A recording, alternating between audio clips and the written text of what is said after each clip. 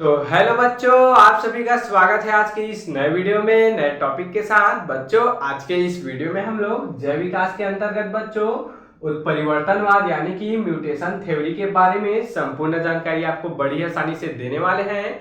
बच्चों, इससे जो पहले हमने 2 वीडियो पढ़ाए हैं उसमें बच्चों क्या पढ़े थे हम लोग, लैमार्कवाद और डार्विनवाद को बड़ी आसानी से समझ चुके हैं। आज के इस वीडियो में बच्चों जैव विकास के अंतर्गत उत्परिवर्तनवाद को संपूर्ण जानकारी हम लोग लेने वाले हैं। तो बच्चों, आप इस वीडियो में अंत तक जरूर से बने रहिएगा, आपको यह पूरा एक एक क्लियर हो जाएगा। तो चलिए बच्चों, अब हम बिना किसी समय गंवाए इस टॉपिक को समझ लेते हैं। तो बच्चों देखेंगे इस वीडियो में सबसे पहले हम लोग समझेंगे जैव विकास के बारे में, थोड़ा बहुत जानकारी लेंगे। उसके बाद बच्चों उत्परिवर्तनवाद को सबसे पहले इसके बारे में किसने जानकारी दी है उसके बारे में जानेंगे। उसके बाद बच्चों इसके कुछ सिद्धांत होते हैं उसके बारे में जानकारी लेने वाले हैं। तो चलिए बच्चों, अब हम समझ लेते हैं जैव विकास के अंतर्गत उत्परिवर्तनवाद क्या होता है।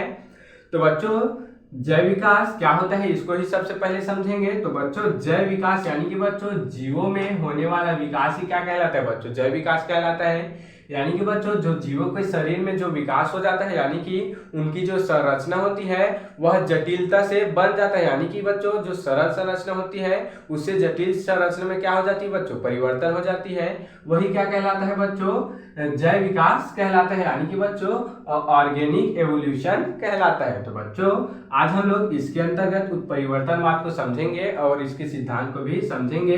तो बच्चों सबसे पहले उत्परिवर्तनवाद के बारे में हमें किसने जानकारी दी उसको जानेंगे बच्चों, यानी कि इसके प्रस्तुतकर्ता कौन है बच्चों, देख सकते हैं वनस्पतिक शास्त्री ह्यूगो डी ब्रिज नामक वैज्ञानिक ही क्या है बच्चों, इसके प्रस्तुत करता है। यानी कि सबसे पहले इन्हीं ने इनके बारे में क्या दिया था बच्चों, जानकारी दिया था, उत्परिवर्तनवाद को हमको बताया था। देख सकते हैं बच्चों ह्यूगो डी ब्रिज नामक वैज्ञानिक हैं जो कि सन 1901 में क्या दिए थे बच्चों, इसके बारे में हमको जानकारी दिए थे। तो चलिए बच्चों अब हम उत्परिवर्तन को समझ लेते हैं कि उत्परिवर्तनवाद का यह उत्परिवर्तन आखिर होता क्या है। तो समझेंगे बच्चों जीवों के बच्चों लक्षणों में आकस्मिक रूप से, यानी कि बच्चों एक झटके से, यानी कि बच्चों जल्दी से आकस्मिक रूप से होने वाली वंशगत विभिन्नताएं ही उत्परिवर्तन कहलाती है। तो समझेंगे बच्चों यहाँ पर क्या बोला गया, जो जीवों के लक्षण होते हैं, यानी कि बच्चों जो जीवों के लक्षण होते हैं उसमें आकस्मिक रूप से, यानी कि बच्चों एकदम एक ही रूप से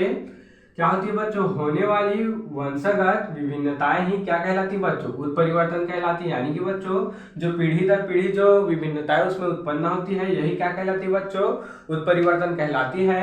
बच्चों अगर आपको उत्परिवर्तन के बारे में संपूर्ण जानकारी बड़े ही डिटेल से चाहिए तो मैं इस पर एक वीडियो बना चुका हूं, आप मेरे चैनल पर जाकर देख सकते हैं, या फिर मैं इसका लिंक नीचे डिस्क्रिप्शन में दे दूंगा, आप वहां से भी देख लीजिएगा, उत्परिवर्तन को अच्छे से समझ लीजिएगा।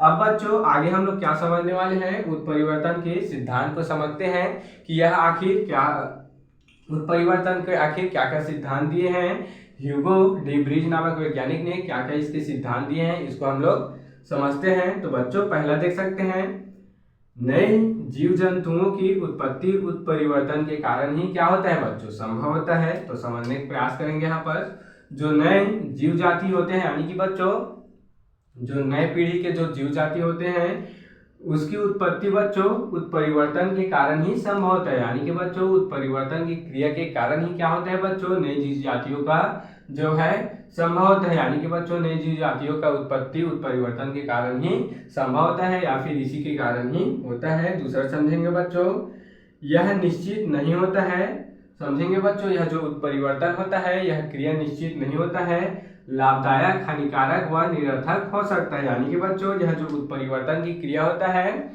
वह क्या होता है बच्चों, निश्चित नहीं होता है, यह लाभदायक भी हो सकता है, हानिकारक भी हो सकता है, निरर्थक, यानी कि बच्चों उत्परिवर्तन निरर्थक भी हो सकता है, उत्परिवर्तन बिना अर्थ के भी हो सकता है। यानी कि उत्परिवर्तन के होने से किसी भी प्रकार के जीव में चेंजेस नहीं दिखाई भी दे सकते हैं, इसी को यहाँ पर निरर्थक भी हो सकता है यह बोला गया है। बच्चों तीसरा देख सकते हैं जीवधारियों में उत्परिवर्तन की प्रकृति क्या होती है बच्चों, प्राकृतिक होती है। यानी कि बच्चों जो जीवधारी होते हैं, जो जीव होते हैं उनमें उत्परिवर्तन की जो प्रकृति होती है, उत्परिवर्तन की जो प्रकृति वह प्राकृतिक रूप से होती है। देख सकते हैं बच्चों वह दर भिन्न भिन्न समय में क्या होती है बच्चों, भिन्न भिन्न हो सकती है। समझेंगे यहाँ पर जो उत्परिवर्तन की जो प्रकृति होती है, यानी कि उत्परिवर्तन की जो क्रिया होती है, प्रकृति होती है, वह प्राकृतिक रूप से होती है। वह इसका दर बच्चों भिन्न भिन्न समय के लिए भिन्न भिन्न हो सकती है, यानी कि बच्चों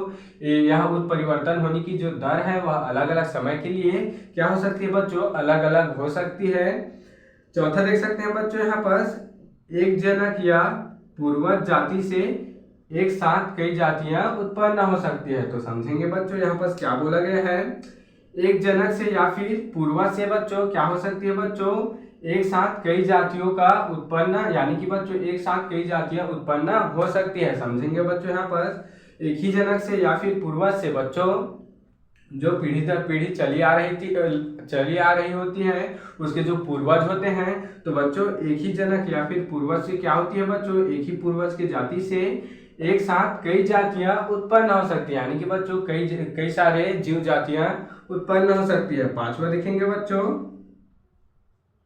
पांचवा समझने का प्रयास करेंगे, जिसमें बच्चों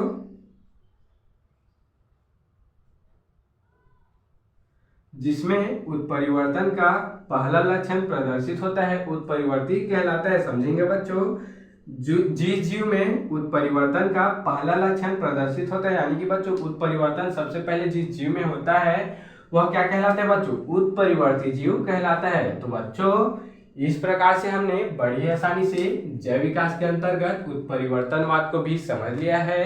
आप इसका स्क्रीनशॉट ले सकते हैं। तो बच्चों आशा करता हूं कि यह टॉपिक आपको जरूर से समझ में आया होगा, और ऐसे ही और इम्पोर्टेंट टॉपिक के लिए मेरे इस चैनल में बने रहिएगा। अगर आप इस चैनल में नए हो तो इसको सब्सक्राइब करके बेल वाले आइकन को दबाकर प्रेस कर लीजिएगा, ताकि आपको ऐसी ही अच्छी इंपॉर्टेंट वीडियो आप तक सबसे पहले पहुंचती रहे। तो चलिए बच्चों फिर मिलते हैं किसी नेक्स्ट वीडियो में नए टॉपिक के साथ। तब तक के लिए जय हिंद, जय भारत।